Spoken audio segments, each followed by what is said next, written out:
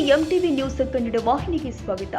ಕಾರ್ಮಿಕ ಸಚಿವ ಸಂತೋಷ್ ಲಾಡ್ ಪ್ರಧಾನಿ ನರೇಂದ್ರ ಮೋದಿ ಅವರ ಬಗ್ಗೆ ಹಗುರವಾಗಿ ಮಾತನಾಡಿ ದೊಡ್ಡ ನಾಯಕರಾಗಲು ಬಯಸಿದ್ದಾರೆ ಎಂದು ರಾಜ್ಯಸಭಾ ಸದಸ್ಯ ಈರಣ್ಣ ಕಡಾಡಿ ಹರಿಹಾಯ್ದರು.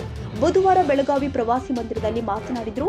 ಕಾರ್ಮಿಕ ಸಚಿವ ಸಂತೋಷ್ ಲಾಡ್ ಅವರು ತಮ್ಮ ಇಲಾಖೆ ಸಾಧನೆ ಬಗ್ಗೆ ಮಾತನಾಡದೆ ಪ್ರಧಾನಿ ಮೋದಿ ಅವರ ಉಡುಪು ಕಾರ್ಯವೈಖರಿ ಬಗ್ಗೆ ಮಾತನಾಡುವುದನ್ನ ನಿಲ್ಲಿಸಬೇಕು.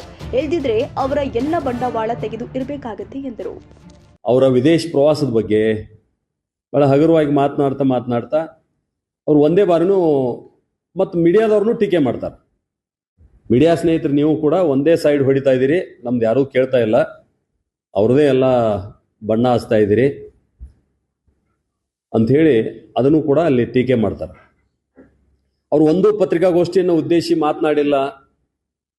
ಅವರು ಎಲ್ಲ ರಾಜ್ಯಕ್ಕೆ ಬರಬೇಕು, ಎಲ್ಲ ಕಡೆ ಪತ್ರಿಕಾಗೋಷ್ಠಿ ಉದ್ದೇಶಿಸಿ ಮಾತನಾಡಬೇಕು ಅಂಥೇಳಿ ಒತ್ತಾಯವನ್ನು ಕೂಡ ಮಾಡ್ತಾರೆ.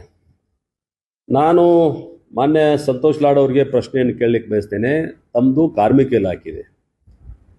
ಯಾರು ಶ್ರಮ ಸಂಸ್ಕೃತಿಯನ್ನು ನಂಬಿ ಬದುಕ್ತಾ ಇರತಕ್ಕಂಥ ಜನ ಇದ್ದಾರೆ, ಅವರ ಕಷ್ಟ ಸುಖಗಳಲ್ಲಿ ಭಾಗಿಯಾಗ್ತಕ್ಕಂಥ ಇಲಾಖೆ ನಿಮ್ಮದು.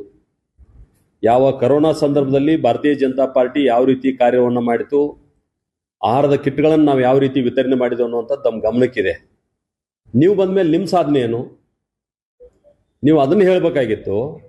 ಅದನ್ನು ಹೊರತುಪಡಿಸಿ ಈ ರೀತಿ ಪ್ರಧಾನಿ ಅವರ ವಿರುದ್ಧ ಮಾತನಾಡೋದ್ರ ಮುಖಾಂತರ ನಾವು ಒಬ್ಬ ನಾಯಕರಾಗ್ತೀವಿ ಅನ್ನುವಂಥ ಒಂದು ಕಲ್ಪನೆ ಇಟ್ಕೊಂಡು ನೀವೇನು ಮಾಡ್ತಾ ಇದ್ದೀರಲ್ಲ, ಇದು ಸೂರ್ಯನಿಗೆ ಉಗಿದ್ರೆ ನಿಮ್ಮ ಮುಖ. ತಾಜಾ ಸುದ್ದಿಗಾಗಿ ಎಂಟಿವಿ ನ್ಯೂಸ್ 24x7ಗೆ ಸಬ್ಸ್ಕ್ರೈಬ್ ಮಾಡಿ ಮತ್ತು ಬೆಲ್ ಐಕಾನ್ ಅನ್ನು ಒತ್ತಿ. ತಪ್ಪದೇ ಲಿಂಕ್ ಶೇರ್ ಮಾಡಿ.